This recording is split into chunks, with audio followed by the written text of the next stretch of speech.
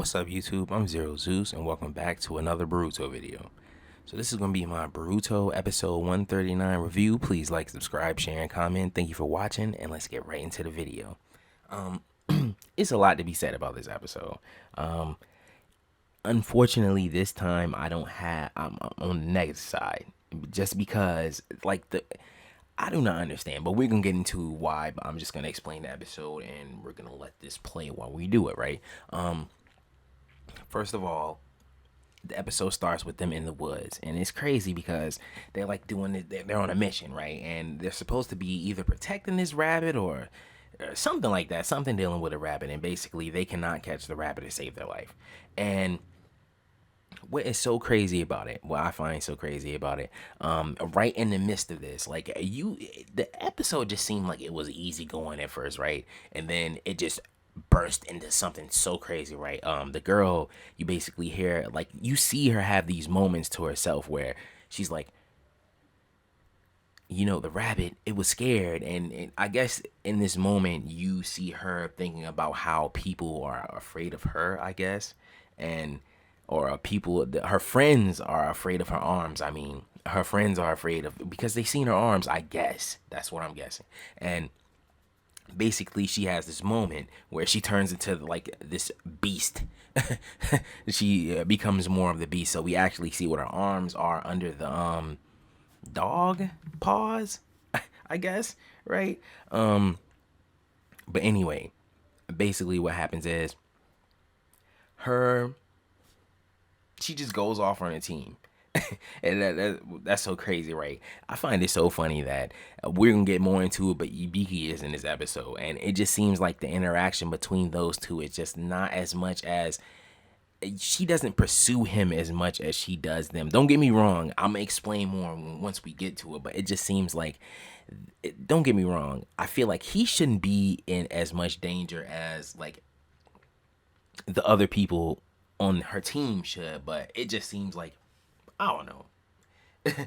Like, he shouldn't have as much of a problem with her. I feel like, I definitely feel like they should not have as much of a problem with her, because he's like the captain of the torture corp, right?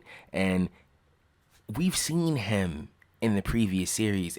He don't get me wrong, I'm not saying that the younger ninja shouldn't give him any problems, but I'm saying that they shouldn't give him any problems. I'm not even gonna be nice about it. I just don't feel like in this episode she should have gave him as much problems as she did. But I'm rambling a little bit. Let me just get through the episode. So basically, she goes off on him, and they have to tranquilize her, and they have this fear in the back of their mind. You could tell that they actually care about her. They're supposed to anyway, because when they shoot her with the tranquilizer, they're like, they can't keep doing it, or like eventually she's gonna run into problems. Eventually it's gonna affect her in a negative way, and they're thinking about that. So that's nice to see. But you have this moment where basically Boruto, Sarada, Mitsuki, they're all together. I can't think exactly where they're at. But they meet up with Team 40, and they basically talking about the situation. It's funny because like nobody else is around but them. Like no other shinobi are around. They care about them but them. But anyway, basically Ibiki shows up in this moment, and he tells them, I don't know who their teacher was, who their leader was at first, who was the Jonin on the team, I don't know.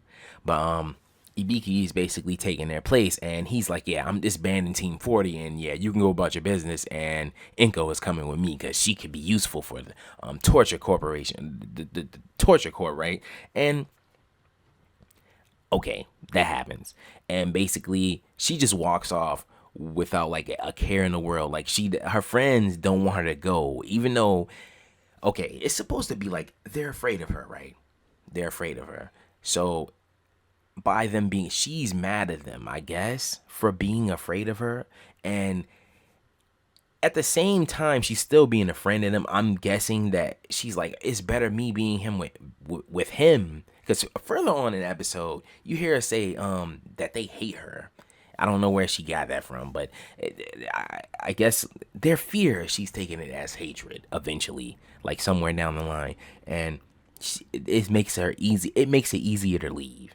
And so that shocked look on their face is like, and she's just like, "Yep, I don't care."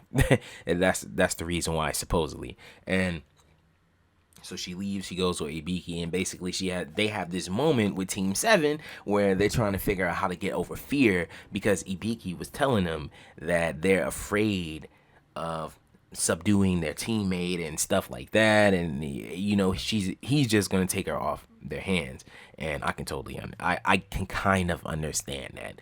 And basically he takes her away, and now, like I was just saying, they have this little thing with Team Seven where they're basically trying to get over fear, which is kind of hilarious. This is like the better part of the episode to me. Basically they go to the movies, right? Sarada, Mitsuki, Boruto, and Team 40, the whole Team 40. Well, not the whole Team 40, like Doshu and Suwa, right? They go to the movies with Team 7, and it's funny because nobody is scared. Nobody is petrified. But Sarada, when she comes out, you see the look on her face. It's really funny. Like, and they go to the zoo, I think. Yeah, Naruto has a zoo. And Naruto, in his era of Hokage, they have a movie theater. That's so crazy, right? But anyway, they basically go to the zoo, and it's like this wolf, lion, giant thing, and to get over their fear, they gotta sit in a cage with it, right? And it's just like, this is the best part of the episode. This is the funniest part of the episode to me, because you really get to see like it makes me laugh more than it makes me cringe. And that's what I'm trying to say. Like, don't get me wrong, it is nothing wrong with this, but there's nothing wrong with this episode. I see what they were trying to go for, but it just didn't land. Like, I don't know these characters. Majority of us don't know these characters. Maybe somebody knows something about them that I don't know, and maybe I don't know, but I just wasn't as hype about this episode as I was about like the time travel arc and stuff like that. And usually with filler, it's usually like that. But some people, I don't know, somebody might argue me down that it's not filler, but it kind of is.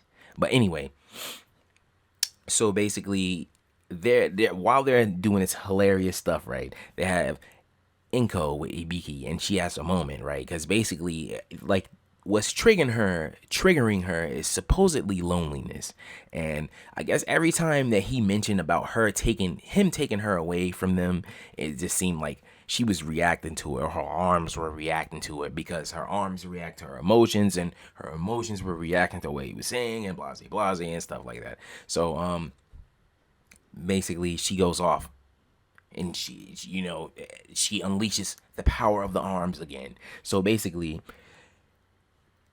she leaves. Like, she has this planned leave. I don't know, but she had this planned leave, and she leaves. Basically, Ibiki is in the village, and Suru and Doshu, they walk up and hear him talking about cutting her arms off. But they were like, they're going to try to seal her first, and if they can't, they're going to try to cut her arms off. I don't know if Ibiki was just doing this as motivation for the team to try to help their teammate, or I don't know. But basically, it all boils down to they have this little heart-filled moment where you're supposed to feel bad. They were treating her bad, they were afraid of her, and they treated her some type of way. They try to distance themselves from her, blase. I hate to just be skipping through like this, but I just been kind of going on about the other stuff, and I'm taking too long. But yeah, so long story short is Ibiki ends up getting defeated, kind of. Like, they have this little moment, like, they barely fight, like, they throw a punch at a time. Like, I don't understand the logic in this combat here, but yeah. And they get through to her, they apologize to her, and they basically get through to her when it's basically over for them. And they better be lucky they did, because it's basically over for them, right? And so they go back, and they have this mission. Basically, the same mission that they started in the beginning of the episode, you see them do at the end of the episode. And they save the bear. They save the bunny from a bear, and yeah, all that good stuff. So you could already tell I'm not a fan of this episode, but it's a part of the series, so we had to do it, right? Anyway, this is going to be the end of the video.